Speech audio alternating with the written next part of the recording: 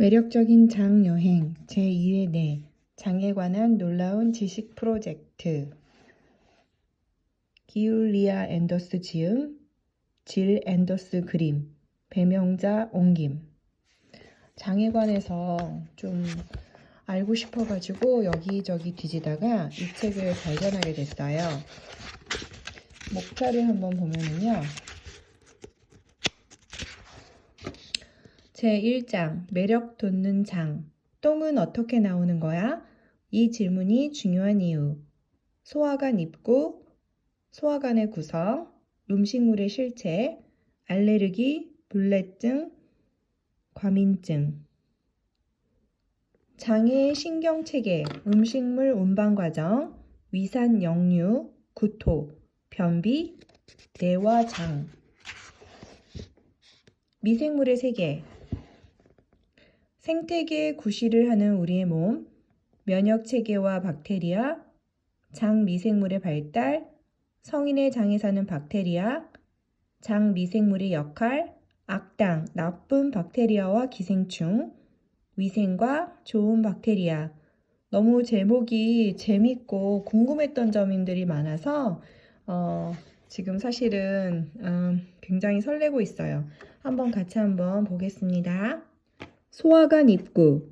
그동안 소화관의 뒷부분인 장에 큰 관심을 두지 않았던 까닭에 조금만 관심을 기울이면 우리는 금세 장에 숨겨진 놀라운 사실들을 발견하게 될 것이다. 그런데 장만 그런 게 아니다. 양치질할 때마다 자주 보게 되는 소화관 입구, 즉 입안에도 우리가 미처 발견하지 못한 놀라운 사실들이 숨겨져 있는 비밀 장소가 있다. 비밀 장소 1번지는 혀로 찾아낼 수 있다. 4개의 작은 구멍인데 2개는 위쪽 어금니 끝이 닿는 뺨 안쪽 가운데에 하나씩 있다. 그곳을 혀로 만져보면 살짝 부어오른 윤기가 느껴진다. 언제 그 자리를 깨문 적이 있었나 생각하는 사람이 많은데 그렇지 않다. 모든 사람이 정확히 그 자리에 그런 윤기를 갖고 있다.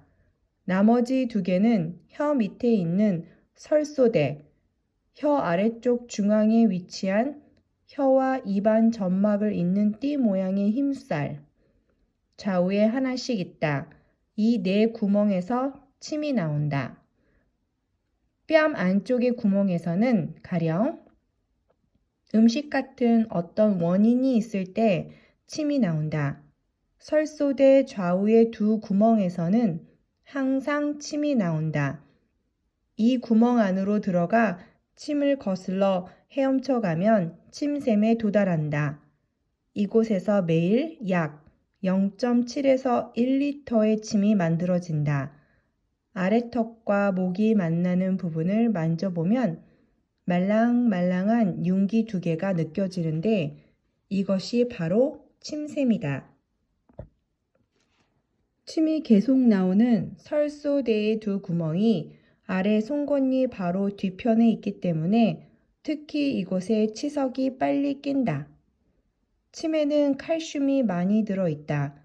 칼슘의 임무는 치아를 튼튼하게 만드는 것이다. 그런데 계속해서 물대포를 맞아야 하는 치아의 입장을 생각해 보라. 좋은 꽃노래도 하루 이틀 일하고 아무리 좋은 것도 너무 많으면 해가 되는 법이다. 천진하게 돌아다니던 작은 칼슘 분자들이 덩달아 굳어 치석이 된다. 문제는 치석 자체가 아니라 치석이 거친 표면을 만든다는 것이다. 충치 박테리아가 들러붙기에는 반질반질한 치아보다 치석의 거친 표면이 훨씬 낫다.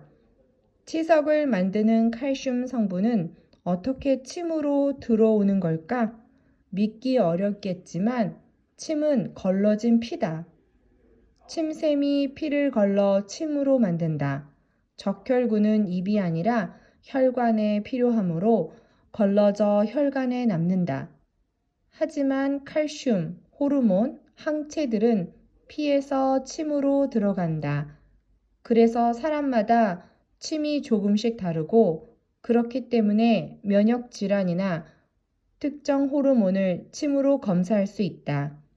또한 침샘은 치석을 만드는 칼슘 성분을 별도로 추가할 수 있고 더 나아가 진통제도 침에 섞어 넣는다. 침에는 모르핀보다 훨씬 강한 진통제가 들어있다. 이는 2006년에 처음 발견된 성분으로 오피오르핀이라 불린다. 물론 극히 소량만 들어있다. 치매에 취해선 안 되니까. 극히 소량일지라도 입이 워낙 예민하기 때문에 진통 효과는 충분하다. 입안에는 우리 몸의 어느 부위와도 비교할 수 없을 만큼 아주 많은 말초신경이 있다. 그래서 작은 딸기씨 하나에도 불같이 화를 낼 수 있고 샐러드에 섞인 모래 알갱이 하나도 즉시 찾아낼 수 있다. 팔꿈치라면 다쳤는지도 모를 작은 상처가 입에서는 죽을 것처럼 아프다. 침샘이 생산하는 진통제가 없으면 통증은 더욱 끔찍할 것이다. 음식물을 씹을 때 이런 진통제가 분비되기 때문에 식사 후에 목 통증이 가라앉고 입안의 상처도 덜 아파진다. 꼭 뭔가를 먹어야 하는 건 아니다. 껌만 씹어도 입안 전용 진통제를 얻을 수 있다. 더 나아가 오피오르핀의 항우울증 효과를 증명하는 새로운 연구들이 속속 발표되고 있다. 어쩌면 스트레스를 받을 때 폭식을 하는 게 정말로 도움이 될지도 모른다. 통증 및 우울증 연구들이 앞으로 이에 관해 답을 해줄 것이다. 침은 예민한 입안을 극심한 통증에서 구해줄 뿐 아니라 나쁜 박테리아로부터 보호해주는 역할도 한다. 나쁜 박테리아를 막아주는 영웅의 이름은 뮤신이다. 뮤신에 있는 점성 때문에 아이들은 입으로 침방울을 만들며 몇 시간씩 지루한 줄 모르고 혼자 놀 수 있다. 뮤신은 치아와 잇몸을 그물처럼 감싸서 보호한다. 스파이더맨의 손목에서 그물이 발사되듯이 침구멍에서 뮤신이 발사된다. 나쁜 박테리아들이 치아를 공격하려다 이 그물에 걸리고 그러면 침에 있는 안티박테리아 성분이 출동하여 그물에 잡혀 있는 적들을 몰살시킨다. 침 속의 안티박테리아 성분도 침 진통제와 마찬가지로 극히 소량이다. 침은 입안을 무균 상태로 만들 마음이 없다. 입안에는 우리에게 필요한 좋은 미생물도 살기 때문이다. 침은 무해한 박테리아들을 살려둔다. 그러면 그들은 위험한 균들이 발붙일 곳이 없도록 입안의 모든 자리를 차지한다. 잠을 자는 동안에는 침이 거의 만들어지지 않는다. 침을 흘리며 자는 사람에게는 좋은 일이 아닐 수 없다. 낮이랑 똑같이 0.7에서 1리터를 밤에도 만들어낸다면 베개가 어떻게 되겠는가? 상상만으로도 얼굴이 찌푸려진다. 밤에 침이 적게 생산되기 때문에 대부분의 사람이 아침에 입냄새가 나고 목이 아프다. 약 8시간의 극단적인 침 생산량 감소는 입안의 미생물들에게 폭풍이 잠들었다라는 공표와 같다. 그러면 말썽쟁이 박테리아들이 활개를 치고 돌아다니고 입안의 점막과 인후, 목구멍은 침 스프링쿨러가 간절해진다. 그래서 아침 저녁으로 양치질을 하는 것은 좋은 습관이다. 저녁 양치질로 입안의 박테리아 수를 줄여 미생물의 밤 파티를 조촐하게 축소시킨다. 그리고 아침 양치질로 간밤의 파티 뒷설거지를 한다. 고맙게도 아침에 우리가 잠에서 깰 때 침샘도 같이 깨어나 침을 만들기 시작한다. 아무리 늦어도 아침 식사나 양치질을 할 때면 침샘이 깨어나 미생물을 제거하거나 위로 내려보낸다. 그러면 위산이 나머지 처리를 한다. 낮에도 입냄새가 나는 사람은 퀴퀴한 박테리아를 충분히 제거하지 않았기 때문일 수 있다. 이 교활한 녀석들은 종종 안티박테리아 성분이 잘 닿지 않는 뮤신 그물 밑에 숨는다. 이런 경우 혓바닥을 문질러 닦거나 껌을 오래 씹으면 도움이 된다. 껌을 씹으면 침이 골고루 잘 펴져 뮤신 그물 밑에 숨어 있는 박테리아들까지 씻어낼 수 있기 때문이다. 혓바닥을 닦고 껌도 씹어봤지만 입냄새가 여전하다면 다른 곳에서 원인을 찾을 수 있다. 그것에 대해서는 입안의 비밀 장소 2번지를 소개한 뒤에 얘기하기로 하자. 두 번째 비밀 장소는 충격을 주는 전형적인 사례에 속한다. 누군가를 잘 안다고 생각했는데 어느 날 그에게서 생각지도 못했던 괴상한 면을 발견하면 우리는 충격을 받는다. 프랑크푸르트 금융가에서 일하는 세련된 여비서가 놀랍게도 온라인에서는 쪽제비 농장 주인이다. 헤비메탈 밴드의 기타리스트를 털실 가게에서 만난다. 뜨개질이 긴장을 풀어주고 손가락 운동에도 좋기 때문에 뜨개질을 즐겨 한단다. 첫인상과 사뭇 다른 반전의 충격이 있다. 혀에서도 마찬가지다. 혀를 내밀고 거울을 보면 혀의 안쪽은 보이지 않는다.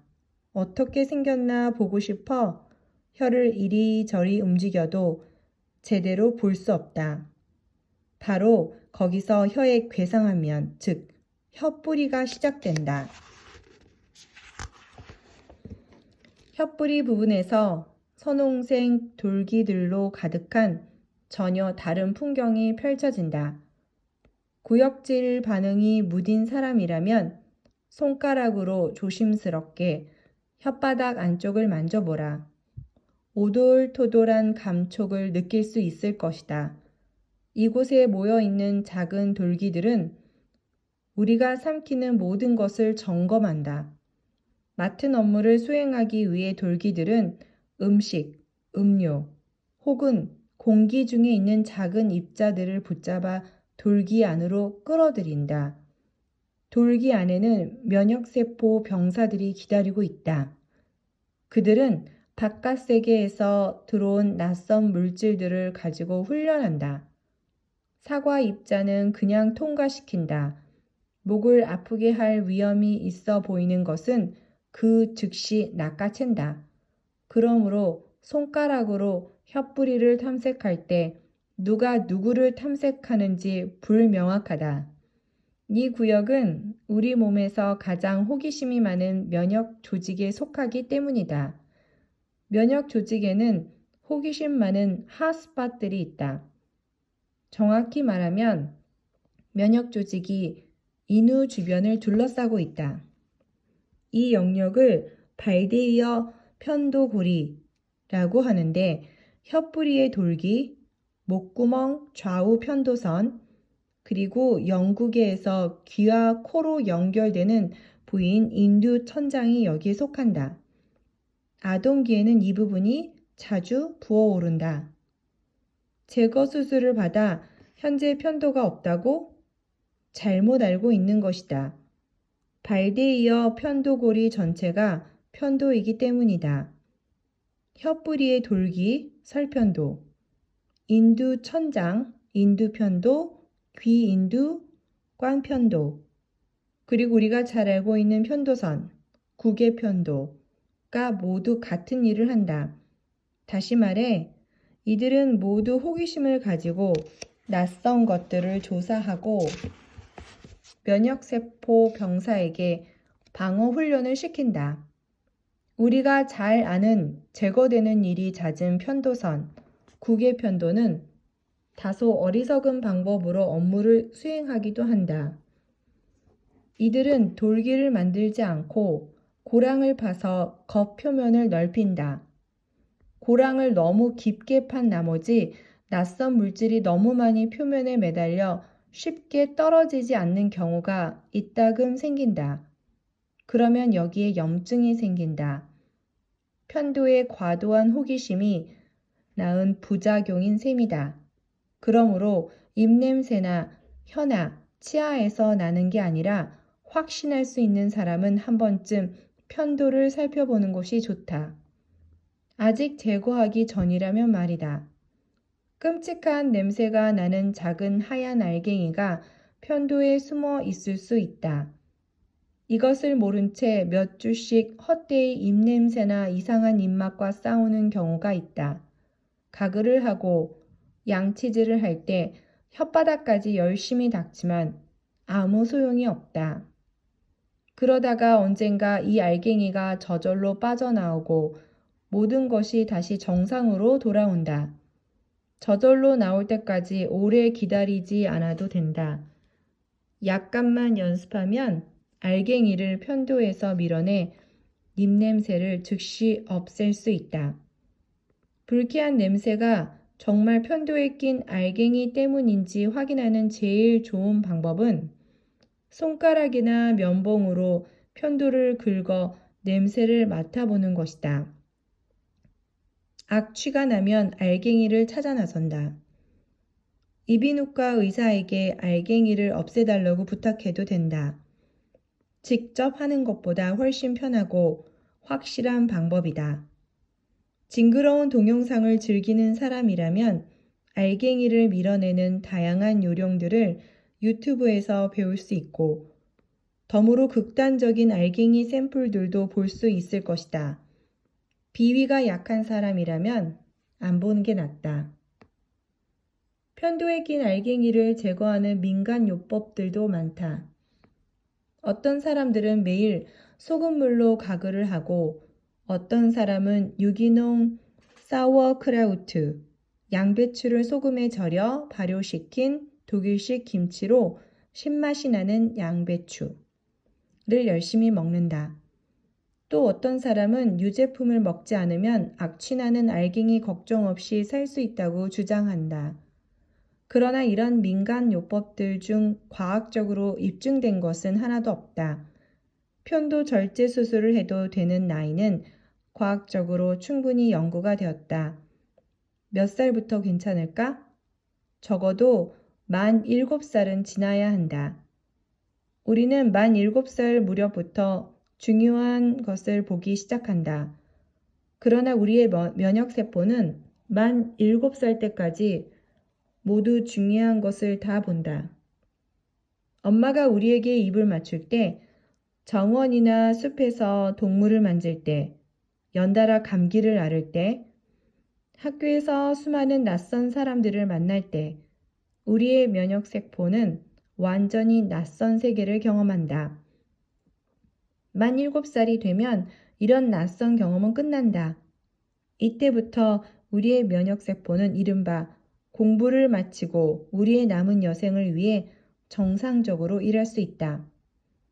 만 7살 전까지 편도는 중요한 교육기관이다. 감기를 위해서만 면역체계의 교육이 필요한 게 아니다. 면역체계의 교육은 심장이나 체중에도 중요하다. 만 7살 이전에 편도 절제 수술을 받은 사람은 비만이 될 위험성이 상당히 높다. 그 까닭은 의사들도 아직 모른다. 면역체계와 체중의 관계는 인기 있는 연구 주제다. 저체중이 심각한 아동이라면 편도 절제 수술의 체중 증가 효과를 노리는 것도 괜찮다. 이런 경우 편도 절제 수술 후 체중이 증가하여 정상으로 돌아간다. 그 외의 모든 사례에서는 편도 절제 수술 후 식생활에 각별히 주의를 기울여야 한다. 만 7살 전에 편도 절제 수술을 하려면 반드시 합당한 이유가 있어야 한다. 예를 들어 편도가 너무 부어서 잠을 설치거나 숨쉬기 곤란한 경우라면 수술 후 체중 증가 효과를 감내해야 한다. 편도가 의욕적으로 우리를 지키는 것이 감동적이긴 하지만 너무 커져서 수면과 호흡을 방해한다면 도움보다는 해가 더 큰 것이다. 이런 경우 방해되는 일부분만 레이저로 없앨 수 있다. 곧바로 편도 전체를 없애지 않아도 된다. 그러나 만성 염증인 경우에는 이야기가 다르다. 만성 염증에 시달리게 되면 면역 체계의 세포가 쉴 틈이 없는데 장기적으로 볼 때 이는 면역 세포에 좋지 않다. 4살, 7살 혹은 50살이든 모두 마찬가지다. 그리고 편도를 제거하는 것은 과민한 면역 체계에도 이롭다. 예를 들어 건선을 앓는 사람은 편도를 제거하기도 한다. 건선 환자들은 과민하게 경보음을 울리는 면역 체계 때문에 종종 머리에서 시작되는 가려움증이나 관절통에 시달린다. 또한 건선 환자들은 대부분 자주 인후통을 앓는다. 그동안 편도에 숨어 있으면서 면역 체계를 괴롭히는 박테리아가 건선의 한 원인이다. 30년 넘게 많은 의사들이 편도 절제 수술 후 건선 피부병이 개선되거나 치료된 사례들을 보고했다. 그래서 2012년 아이슬란드와 미국의 연구팀이 편도와 건선 피부병을 관련성을 조사했다. 인후통이 잦은 건선 환자 29명을 두 그룹으로 나눴다. 절반은 편도를 제거했고 절반은 제거하지 않았다. 편도를 제거한 15명 중 13명의 건선 피부병이 명확히 호전되었고 재발하지도 않았다. 편도를 제거하지 않은 사람들은 아무 변화가 없었다. 류머티즘 환자들도 편도 때문이라는 의심이 들 경우 편도 절제 수술을 받는다. 편도가 있어야 한다? 아니다. 없어야 한다. 양쪽 주장 모두 타당한 근거가 있다. 편도를 일찍 떼어내야만 했고 그래서 면역세포가 입안에서 배워야 할 중요한 공부를 못했을까봐 걱정되는가? 걱정할 필요 없다. 다행히 아직 혀뿌리 돌기와 인두천장이 있다. 여전히 편도를 가지고 있고 박테리아가 그 뒤에 숨어 있을까봐 걱정되는가? 걱정할 필요 없다. 대부분의 편도는 고랑을 적당히 파기 때문에 쉽게 염증이 생기지 않는다. 게다가 혀뿌리 돌기와 인두천장에는 박테리아가 숨을 곳이 없다. 이들은 다른 설계로 지어졌고 정기적인 청소 시스템을 갖추고 있다. 우리의 입안에서는 매 초 많은 일이 벌어진다. 침구멍이 뮤신 그물을 발사해 치아를 보호하고 진통제를 분비함으로써 과민한 통증을 막아준다.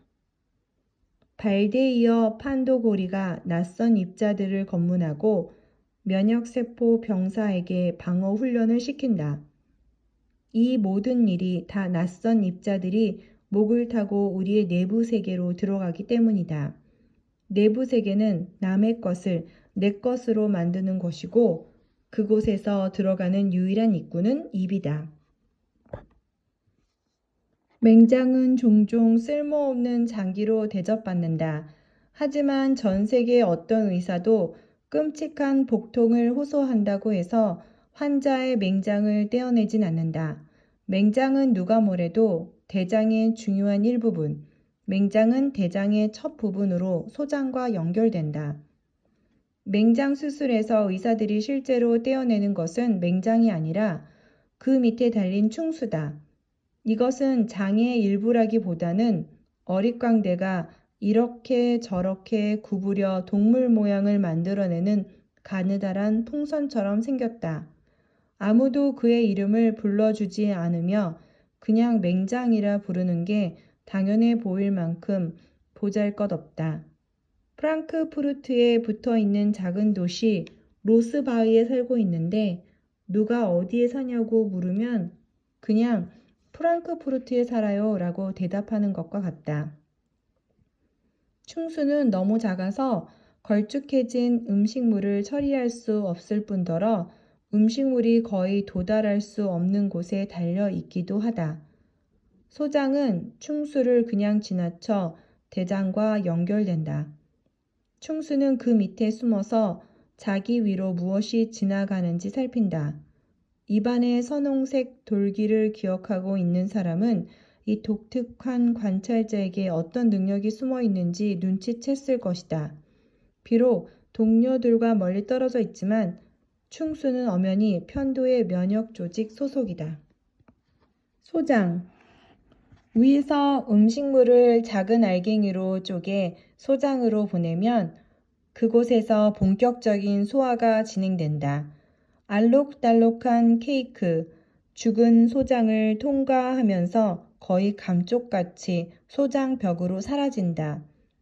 해리포터가 9와 4분의 3 승강대에서 사라지는 것처럼 소장은 케이크 죽을 주무르고 다지고 육모로 휘저으면서 계속 앞으로 밀어낸다. 현미경으로 보면 소장의 미세 육모들도 이 과정을 거둔다. 육모들은 종종 거리는 작은 발처럼 위아래로 끊임없이 움직인다. 한마디로 소장에 있는 모든 것이 움직인다.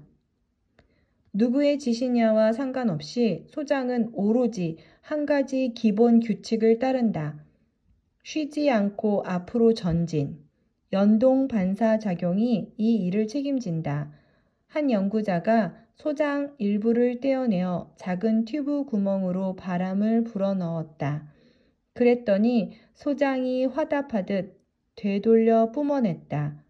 그 연구자는 연동 반사작용의 최초 발견자가 되었다. 식이섬유가 풍부한 음식을 먹어야 소화가 활발히 이루어진다. 소화되어 흡수되지 않은 식이섬유가 소장벽을 밀면 소장벽은 반갑게 화답하며 식이섬유를 밀어낸다. 이런 소장 체조로 음식물은 쑥쑥 앞으로 이동한다.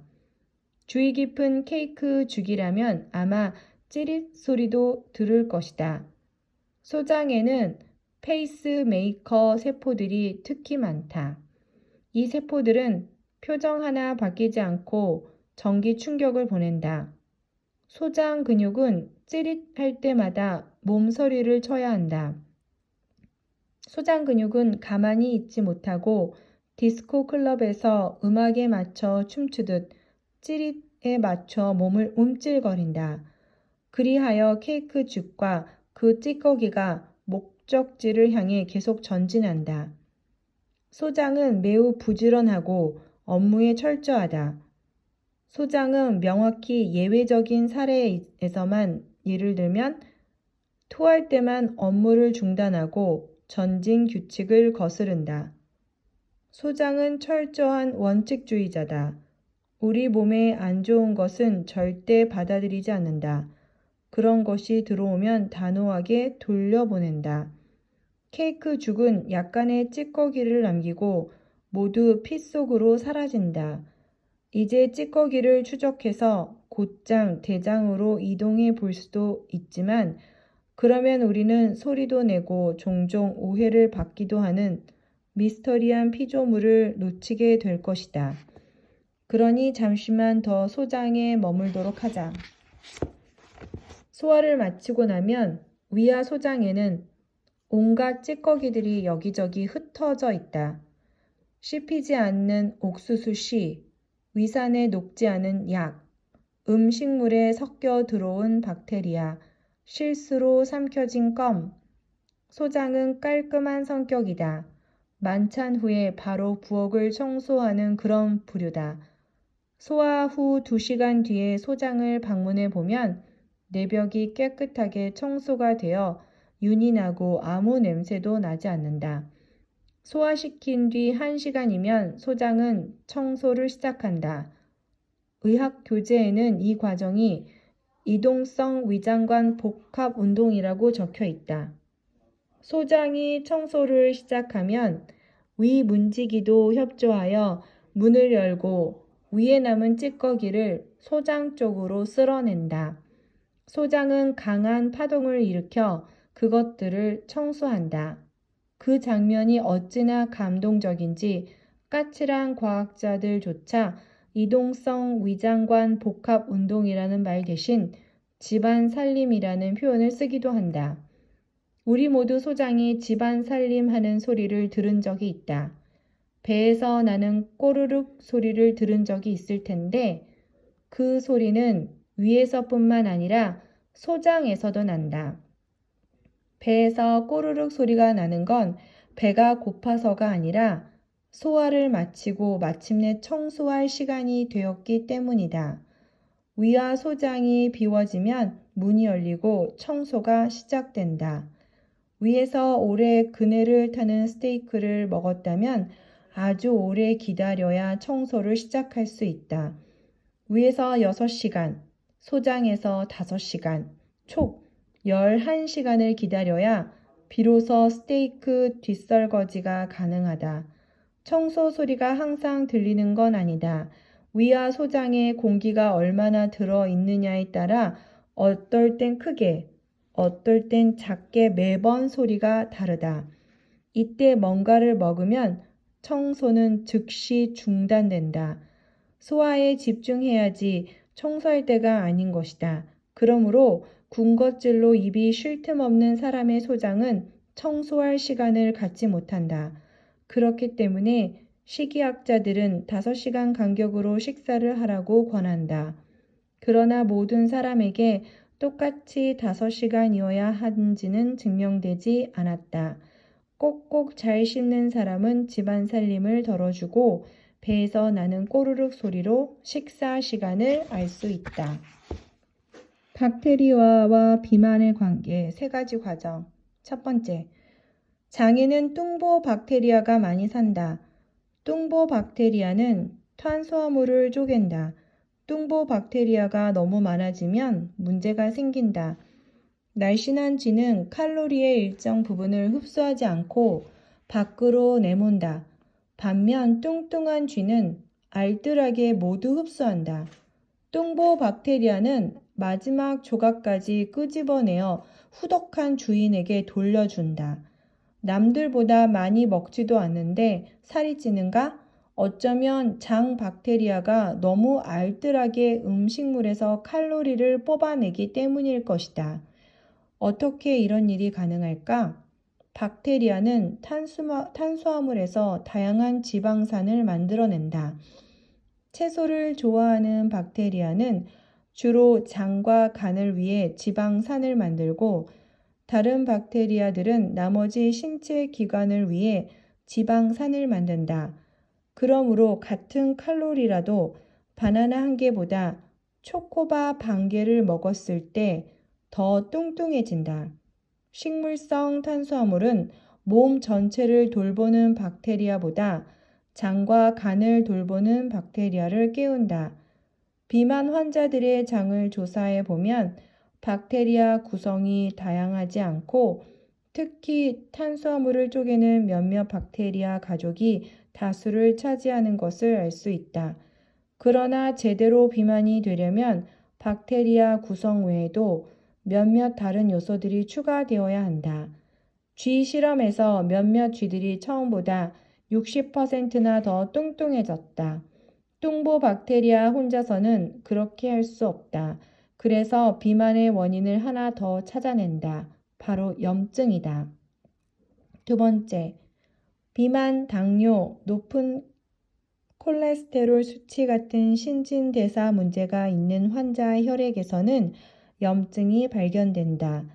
큰 상처나 혈액 중독처럼 당장 치료가 필요할 만큼 심하지 않다. 그래서 이런 염증을 무증상 염증이라 부른다. 박테리아는 염증 박사다. 박테리아 표면에는 우리의 몸에서 염증을 일으켜라 라고 말하는 신호 물질이 있다. 상처가 났을 때는 이런 메커니즘이 도움이 된다. 염증이 박테리아들을 쓸어버리기 때문이다. 게다가 박테리아들이 장 점막에 머무는 한 그들이 가진 신호 물질은 무용지물이다. 그런데 점막에 머물지 않는 나쁜 박테리아가 있을 때, 그리고 기름진 음식물을 많이 먹었을 때는 너무 많은 신호물질이 피 속으로 들어간다. 우리의 몸은 신호를 받고 가벼운 염증 모드에 돌입한다. 이런 경우라면 어려운 때를 대비해 비축해둔 약간의 지방은 크게 문제되지 않을 것이다. 박테리아의 신호물질은 다른 장기에 머물며 신진대사에 영향을 미친다. 설치류와 사람의 경우 박테리아의 신호물질이 간이나 지방 조직에 머물며 이곳에 지방이 쌓이도록 한다. 흥미로운 것은 박테리아 염증 신호물질이 갑상선에도 효력을 미친다는 점이다. 갑상선의 일을 방해하여 갑상선 호르몬 생산에 지장을 주고 그 결과 지방 연소가 더 느려진다. 심한 염증은 몸을 쇠약하게 하고 마르게 하지만 무증상 염증은 뚱뚱하게 만든다. 한 가지 잊지 말아야 할 것이 있다. 박테리아만 무증상 염증을 일으키는 게 아니다. 호르몬 불균형, 에스트로겐 과다, 비타민 D 결핍, 글루텐 함량이 높은 음식물도 무증상 염증을 일으킨다. 두둥. 세 번째, 진짜가 온다. 2013년에 중대한 가설이 세워졌다. 장 박테리아는 주인의 식욕에 영향을 줄 수 있다. 거칠게 요약하면 밤 10시에 참을 수 없는 허기 때문에 초콜릿, 아이스크림을 먹고 연이어 짭짤한 과자 한 봉지를 뚝딱 해치웠다면 이것은 머리 꼭대기에서 복잡한 계산을 담당하는 기관이 내린 결정이 아니다. 결정의 주인공은 뇌가 아니라 배다. 지난 사흘간 다이어트로 고생했으면 박테리아들이 햄버거를 간절히 요구한다. 요구 방식이 어찌나 매혹적인지 우리는 그들의 소원을 도저히 거절할 수 없다. 이 가설을 이해하려면 음식이라는 소재를 깊이 생각해 봐야 한다. 여러 음식 중에서 고를 수 있으면 우리는 대개 먹고 싶은 음식으로 선택한다. 선택한 음식을 얼마만큼 먹느냐는 포만감이 결정한다. 이론적으로 박테리아는 식욕과 포만감 둘 다에 영향을 미친다. 사실 현재로선 박테리아가 식욕에 영향을 미친다는 것은 단지 추측일 뿐이다. 그러나 완전히 허무맹랑한 추측은 아닐 것이다. 우리가 무엇을 얼마만큼 먹느냐는 박테리아에게 삶과 죽음을 의미할 수 있다. 300만 년간 공진화, 여러 개의 종이 서로 영향을 주면서 진화하는 것을 거치면서 단순한 박테리아들도 인간 세계에 적응할 충분한 시간을 가졌다. 어떤 음식에 대한 식욕을 일으키려면 뇌에 신호가 도달해야 한다. 그리고 그것은 굉장히 힘든 일이다. 뇌는 단단한 피부에 감싸여 있다. 그리고 이 피부보다 훨씬 두꺼운 외투가 뇌를 통과하는 모든 혈관을 감싸고 있다. 당분과 미네랄, 그리고 신경 전달 물질처럼 아주 작고 지용성인 물질만이 이 험난한 길을 뚫고 뇌에 도달할 수 있다. 예를 들어 지용성 물질인 니코틴은 뇌에 도달해 만족감을 주고 긴장을 풀어준다. 박테리아는 혈관 외투를 통과해 뇌에 도달할 수 있는 타이로신과 트립토판 같은 작은 아미노산을 만들어낸다. 프로바이오틱스. 우리는 매일 수백만이 넘는 살아있는 박테리아를 몸속으로 들인다. 박테리아는 주로 날 음식에 있지만 어떤 박테리아는 가열에도 살아남는다. 우리는 생각 없이 손가락을 입에 넣고 입에 사는 박테리아를 삼키고 키스를 함으로써 다른 사람의 박테리아를 몸속으로 들인다. 이 중 일부는 강한 위상과 공격적인 소화 과정에서도 살아남아 대장에 안착한다. 이런 박테리아의 대부분을 우리는 아직 모른다. 추측건대 그들은 무해하거나 우리가 아직 발견해내지 못한 어떤 좋은 일을 할 것이다. 몇몇 소수가 병원체이긴 하지만 기본적으로 수가 적기 때문에 이렇다 할 해를 끼칠 수 없다. 이런 수많은 박테리아 중 극히 일부만이 철저한 검사를 통과하여 공식 기관으로부터 유익함 판정을 받는다. 이런 박테리아만 프로바이오틱스 자격증을 갖는다. 마트 냉장 코너 앞에서 우리는 요구르트 포장에 적힌 프로바이오틱스 유산균 함유라는 글귀를 확인한다. 그것이 무슨 뜻이고 뭐에 좋은지 정확히 알진 못하지만 광고 내용은 정확히 기억한다. 면역력 강화, 변비 탈출, 쾌변에 성공한 언니, 이모, 고모가 이 요구르트를 널리 추천한다. 좋은 일이다. 나 역시 그것을 위해 약간의 돈을 더 지불할 마음이 있다. 그래서 프로바이오틱스 유산균 제품들이 쇼핑 카트에 탁, 냉장고에 착, 그리고 입안으로 쏙 들어간다. 인간은 훨씬 오래전부터 프로바이오틱스 유산균을 섭취해왔다. 이런 박테리아가 없었다면 아마 인류도 없었을 것이다. 몇몇 남미 사람들은 이러한 사실을 몸소 체험해야 했다. 이들은 임산부를 남극으로 데려가 거기서 아이를 낳게 했다. 그곳에서 태어난 사람이라는 법적 인증을 받으면 나중에 그곳 석유를 합법적으로 채취할 수 있기 때문이었다. 결과는 아기들이 죽었다. 아무리 늦어도 집으로 돌아오는 길에 남극은 기온이 너무 낮은 박테리아가 얼마 없기 때문에 아기는 생존하는 데 필요한 박테리아를 충분히 얻지 못했다.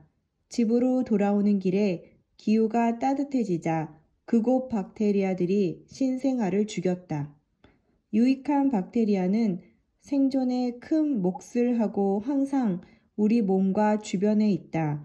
우리 조상들은 비록 이 사실을 몰랐지만 본능적으로 바르게 행동했다.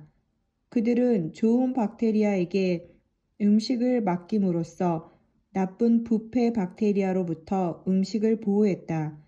예를 들어 좋은 박테리아를 이용해 음식물을 오래 보관하는 방법을 찾아냈다. 세계 모든 문화권에는 유익한 미생물로 만든 전통 음식이 있다. 예컨대 독일에는 사우어 크라우트, 오이 피클, 발효시킨 빵이 있다. 프랑스에는 크렘 프레슈, 우유를 발효시킨 약간의 산미를 지닌 크림. 스위스에는 구멍난 치즈, 이탈리아에는 살라미와 절인 올리브, 터키에는 아이란 요구르트가 있다. 미생물이 없었더라면 이 모든 음식이 존재하지 않았으리라. 아시아에는 이런 음식들이 셀 수 없이 많다. 간장, 콤부차, 홍차 버섯을 배양하여 만든 음료, 된장국, 김치, 인도의 라시, 그리고 아프리카의 푸푸, 카사바, 옥수수 전분, 플랜틴 등을 삶아 으깨어 뭉쳐놓은 떡 같은 식감의 음식까지 목록은 끝없이 이어진다. 이런 음식에는 미생물의 노동이 들어가는데 그것을 발효라고 부른다. 발효시키면 종종 산이 생기고 그래서 요구르트나 채소에서 신맛이 난다. 발효 과정에서 산과 여러 유익한 박테리아가 유해한 박테리아로부터 음식을 보호한다. 발효는 음식을 오래 보관할 수 있는 가장 오래되고 가장 건강한 기술이다. 옛날에는 음식이 다양한 만큼 그것을 책임지는 박테리아 또한 매우 다양했다. 독일 팔츠 지방의 유산균 우유에 사는 박테리아와 터키 아나톨리아 지방의 아이란 요구르트에 사는 박테리아가 서로 달랐다. 남쪽 국가들은 고온에서 일하는 걸 좋아하는 박테리아를 이용했고 북쪽 국가들은 실온을 좋아하는 박테리아를 이용했다. 유산균 우유, 요구르트, 그 밖의 발효 음식들은 우연히 만들어졌다. 누군가 우유를 밖에 놓아두었고 박테리아들이 우유통에 소액에서 곧장 혹은 우유를 짤 때 공기에서 들어가 우유가 응고되고 새로운 음식이 탄생했다. 어떤 우유에 우연히 특별히 맛있는 요구르트균이 들어가면 그 요구르트를 한 숟가락 떠서 다른 우유에 넣었다. 그리고 그렇게 해서 맛있는 요구르트균이 더 많은 요구르트를 생산하게 했다. 선별된 종만 작업하는 오늘날의 요구르트와 달리 옛날에는 여러 다양한 박테리아들이 큰 팀을 이루어 작업했다. 현대에 들어서면서 발효식품에 들어있는 박테리아의 다양성은 대폭 줄었다. 산업화로 인해 발효 과정도 실험실에서 일일이 선별한 박테리아로 규격화되었다. 오늘날 우리는 우유를 짠 뒤 혹시 들어갔을지 모를 병원체를 죽이기 위해 잠깐 가열한다. 그런데 이때 요구르트 균도 죽는다. 그러므로 오늘날 마트에서 구입한 우유를 그냥 밖에 두고 요구르트가 되기를 기다려봐야 소용없다. 박테리아가 풍부했던 전통 음식들 중 많은 것에 오늘날에는 박테리아 대신 식초가 들어있다. 일례로 오이 피클이 그렇다. 박테리아로 발효되는 것도 있지만 발효된 후 다시 고온에서 살균 처리된다. 마트에서 파는 사우어크라우트도 마찬가지다. 박테리아가 살아있는 사우어크라우트는 유기농 식료품점에서만 구입할 수 있다. 20세기 초반부터 과학자들은 좋은 박테리아의 중요성을 알았다.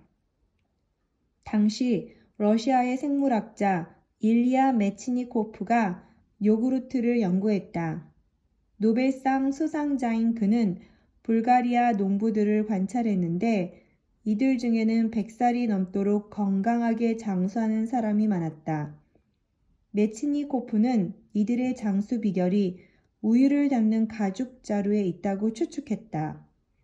농부들이 우유를 담아 집까지 먼 길을 가는 동안 우유가 유산균 우유나 요구르트로 바뀌었다. 메치니코프는 이런 박테리아 음식을 정기적으로 먹는 것이 장수의 비결임을 확신하게 됐다. 그는 자신의 저서 생명 연장 1907년 에서 좋은 박테리아를 통해 건강하게 오래 살 수 있다고 주장했다.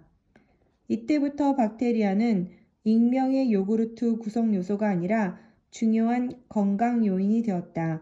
그러나 그의 발견은 시대를 잘못 만났다. 메치니코프의 발견 직전에 박테리아가 병의 원인임이 밝혀졌다. 불가리아의 미생물학자 스타먼 그리고로프는 1905년에 일리아 메치니코프가 얘기한 요구르트균 락토바실러스 불가리쿠스를 발견했지만 곧이어 결핵 치료법 개발에 몰두했다. 대략 1940년 이후부터는 항생제의 유익한 효과 때문에 박테리아가 적을수록 이롭다는 인식이 널리 확산되었다. 일리아 메치니코프의 발견과 스타먼 그리고로프의 요구르트균이 우리의 마트에 입성하게 된 것은 아기들 덕분이다. 모유를 먹일 수 없어 분유를 먹이는 엄마들은 종종 아기의 설사 때문에 마음고생이 컸다. 분유 회사들은 적잖이 당황했다. 분유와 모유의 성분이 똑같았기 때문이다. 무엇이 빠진 걸까? 박테리아. 촉촉한 엄마 젖꼭지 주변과 모유를 먹은 아기들의 장에서 많이 발견되는 박테리아. 비피도박테리아와 락토바실러스 박테리아. 이 박테리아들은 유당을 쪼개고 유산을 생산한다. 그러므로 이들은 유산균에 속한다.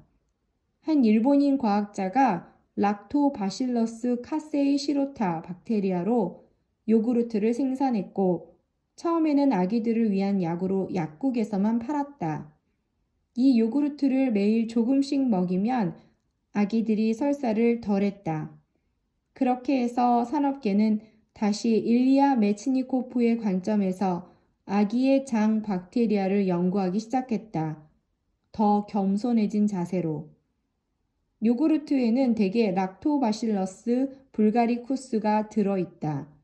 그러나 그것은 불가리아 산악지대 농부들이 먹었던 박테리아와 정확히 똑같은 종류는 아니다.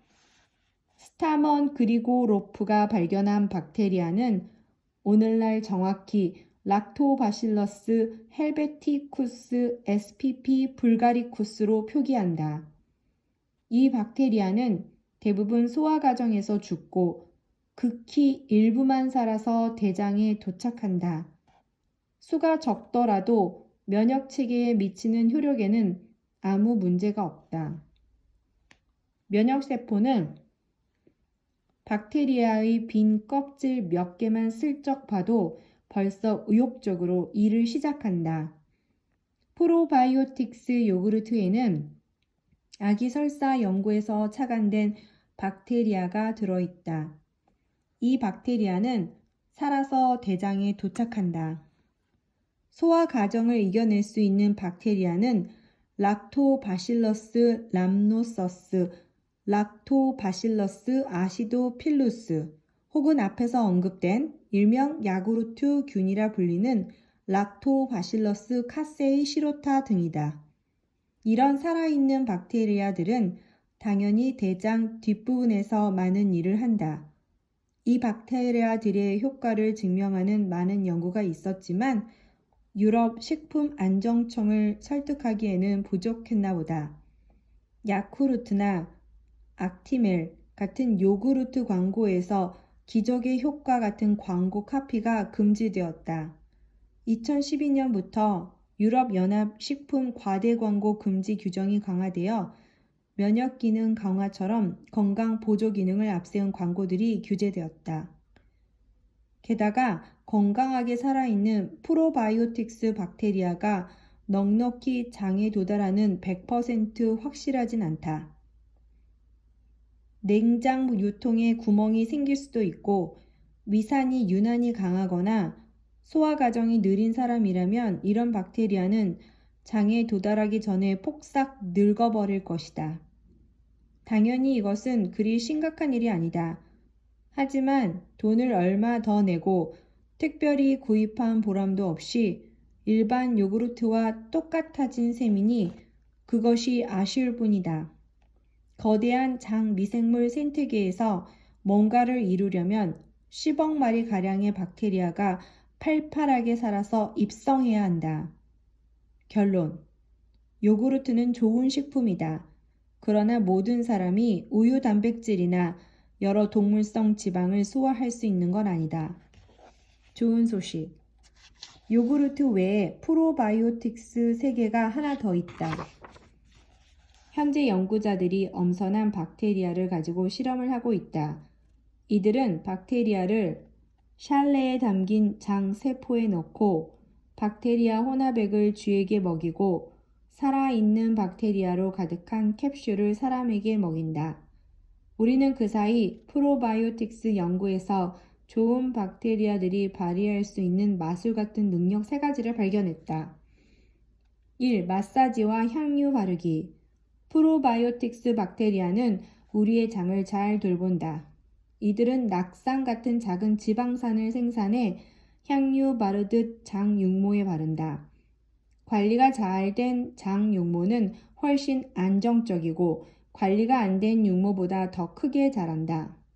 육모가 클수록 우리는 영양분, 미네랄, 비타민을 더 잘 흡수한다. 장 육모가 안정적일수록 찌꺼기가 덜 남는다. 그 결과 우리의 몸은 많은 영양소를 얻고 해로운 물질을 덜 내놓는다. 2번째, 안전보장 서비스. 좋은 박테리아는 우리의 장을 지킨다. 장은 이들의 보금자리다. 이들은 나쁜 박테리아에게 쉽게 자리를 넘기지 않는다. 장을 지키기 위해 이들은 병원체가 감염시키려는 정확히 그곳을 차지하고 꼼짝하지 않는다. 나쁜 박테리아가 들어와서 보면 앉으려는 자리에 벌써 좋은 박테리아들이 차지하고 앉아 환하게 웃고 가방이나 짐마저 옆자리에 놓아 나쁜 박테리아가 앉을 엄두도 내지 못하게 한다. 이런 신호에 아랑곳하지 않고 나쁜 박테리아들이 물러나지 않더라도 크게 문제될 건 없다. 안전보장 서비스 박테리아는 더 많은 트릭을 알고 있다. 일례로 이들은 낯선 박테리아를 쫓아낼 때 쓸 소량의 항생제와 방어 물질을 생산한다. 혹은 다양한 산을 이용한다. 산은 요구르트나 사우어크라우트를 부패 박테리아로부터 보호만 하는 게 아니다. 산을 통해 장은 나쁜 박테리아들에게 살기 불편한 곳이 된다. 형제가 많은 사람은 아마 알 터인데 먹이를 먼저 먹어치우는 것도 한 가지 방법이다. 어떤 프로바이오틱스 박테리아는 나쁜 박테리아들의 먹이를 눈앞에서 모조리 먹어치운다. 그러면 나쁜 박테리아는 언젠가 흥미를 잃고 포기하게 된다. 세 번째, 좋은 상담자와 전문가. 주인공은 늘 마지막에 등장하는 법. 박테리아를 제일 잘 아는 전문가는 역시 박테리아다. 박테리아가 우리의 장과 면역세포에 협조하면 우리는 박테리아로부터 중요한 내부 정보와 훌륭한 조언을 얻을 수 있다. 박테리아의 껍질 상태는 어떠한가? 보호 점액을 얼마만큼 만들어내야 하나? 박테리아 방어 물질, 디펜신을 얼마만큼 생산해야 하나? 면역세포가 낯선 물질을 적극적으로 방어해야 하나? 아니면 느긋하게 신입으로 받아들여야 하나? 건강한 장에는 프로바이오틱스 박테리아가 많이 산다. 우리는 이들의 능력 덕분에 매일 매초 이익을 얻는다. 그러나 때로는 박테리아 공동체가 공격적으로 바뀔 수 있다. 항생제, 나쁜 식습관, 질병, 스트레스 등등 때문이다. 그러면 우리의 장은 관리도 보호도 조언도 얻지 못한다. 이런 경우라면 대부분의 연구 결과가 권하듯 약국으로 가는 게 제일 좋다. 약국에서 살아있는 박테리아를 용병으로 데려와 당장의 위기를 넘기는 것이 좋다. 이런 박테리아는 특히 설사에 좋다. 프로바이오틱스의 효과를 톡톡히 볼 수 있는 증상이 설사다. 장염이나 항생제 복용으로 인한 설사라면 약국에서 구입한 다양한 박테리아로 설사를 가라앉힐 수 있는데 평균 하루 정도면 끝나게 해준다. 게다가 다른 지사제와 달리 부작용이 거의 없어서 어린이나 노인들에게 특히 좋다. 궤양 대장염이나 과민성 장 증후군 같은 장 질환의 경우에도 프로바이오틱스를 먹으면 설사와 염증이 가라앉는다. 또한 프로바이오틱스는 면역 체계에 좋다. 잔병이 많고 특히 감기에 잘 걸리는 사람이라면 다양한 프로바이오틱스를 시험해 보기를 권한다. 돈이 많이 들어 부담스럽다면 매일 요구르트를 한 컵씩 먹어도 된다. 가벼운 증상이라면 꼭 살아있는 박테리아여야만 하는 건 아니기 때문이다.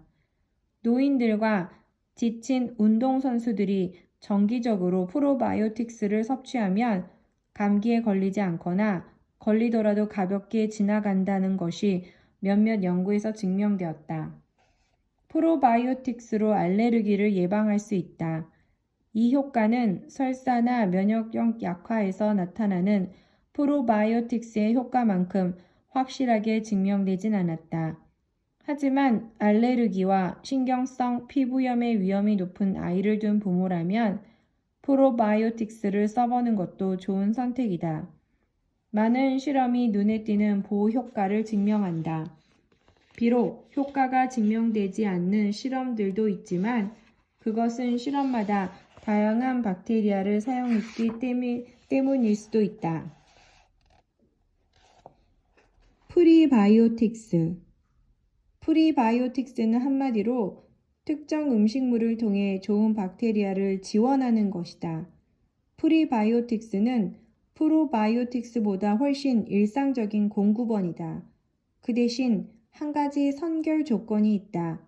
장 어딘가에 좋은 박테리아가 반드시 살고 있어야 한다. 그러면 프리바이오틱스 음식물로 이 박테리아를 지원하고 나쁜 박테리아를 이기도록 힘을 줄 수 있다. 박테리아는 우리보다 크기가 훨씬 작기 때문에 음식물을 보는 관점도 우리와 전혀 다르다. 음식물 알갱이 하나하나가 마치 맛있는 것으로 가득한 혜성이 떨어진 것처럼 엄청난 사건이다. 소장이 흡수할 수 없는 모든 것을 우리는 식이섬유소라고 부른다. 이것은 결코 불필요한 짐이 아니다. 적어도 대장에 있는 박테리아에게는 말이다. 이들은 식이섬유소를 좋아한다. 다는 아니지만 대부분 좋아한다. 어떤 박테리아들은 소화되지 않는 아스파라거스 섬유소를 특히 더 좋아하고 어떤 박테리아들은 소화되지 않는 육류 섬유소를 좋아한다. 환자에게 식이섬유소를 많이 먹으라고 권하지만 왜 그래야 하는지 명확히 모르는 의사도 덜어 있다. 식이섬유소 섭취를 권함으로써 의사들은 좋은 박테리아에게 넉넉한 먹이를 처방하는 셈이다. 음식을 넉넉히 공급받은 좋은 박테리아들은 그것을 이용해 비타민과 건강한 지방산을 생산하거나 면역 체계를 잘 훈련시킨다. 그러나 우리의 대장에는 병원체도 늘 함께 공존한다. 이들은 특정 음식물로 인돌, 페놀, 암모니아 같은 물질을 만들어낸다. 이것들은 실험실 약장의 경고 마크와 함께 보관되는 것들이다. 바로 여기에 프리바이오틱스가 투입된다. 프리바이오틱스는 친절한 박테리아들만 먹을 수 있는 식이섬유소다. 우리가 먹는 음식물에도 이런 구별이 있다면 카페테리아 식당은 진실이 공개되는 장소일 텐데 예컨대 설탕은 충치 박테리아도 좋아하기 때문에 프리바이오틱스가 아니다. 나쁜 박테리아는 프리바이오틱스를 전혀 혹은 거의 먹을 수 없고 그렇기 때문에 또한 나쁜 것을 생산해낼 수도 없다.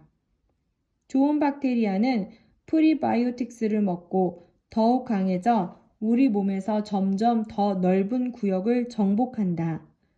그러나 우리는 식이섬유소를 너무 적게 먹는다. 프리바이오틱스는 두말할 것도 없다.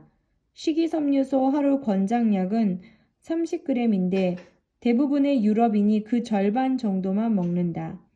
하루 15g이면 너무 적은 양이라 장에서 힘든 전투를 벌여야 하는 좋은 박테리아들이 나쁜 박테리아에게 지기도 한다. 이때 우리는 별로 어렵지 않게 좋은 박테리아를 위해 그리고 자기 자신을 위해 뭔가 좋은 일을 할 수 있다. 게다가 우리는 모두 아무리 먹어도 질리지 않는 가장 좋아하는 프리바이오틱스 음식을 하나씩은 갖고 있다. 할머니의 냉장고에는 항상 감자 샐러드가 있고 아빠는 오렌지를 넣은 엔다이브, 타원형으로 끝이 뾰족하게 생긴 벨기에 꽃상추, 치커리의 일종이다. 샐러드를 자주 만들고 엔다이브를 따뜻한 물에 살짝 헹구면 쓴맛이 없어지고 더 아삭해진다. 동생은 부드러운 생크림 소스를 뿌린 아스파라거스나 우엉을 즐긴다. 이것은 비피도박테리아나 락토바실러스 역시 아주 맛있게 먹을 수 있는 음식들이다. 바야흐로 우리는 좋은 박테리아들이 좋아하는 음식을 많이 찾아냈다. 달랫과 식물들, 국화과 식물들, 혹은 저항력이 강해서 소화되지 않고 식이섬유소 구실을 하는 음식들, 파나 아스파라거스뿐 아니라 양파와 마늘도 달랫과 식물에 속한다. 국화과 식물에는 치커리 외에 우엉, 돼지감자, 아티초크 등이 있다. 네, 이렇게 해서 매력적인 장 여행, 뇌도 심장도 아니 왜 하필 장이냐고 하면서 장에 관한 여러 가지 상식들을 좀 알아봤어요. 정말 유익하고 우리가 좀 쉽게 이해할 수 있는 말로 풀어서 이 책은 꼭 추천해드리고 싶어요. 다음에 또 만나요.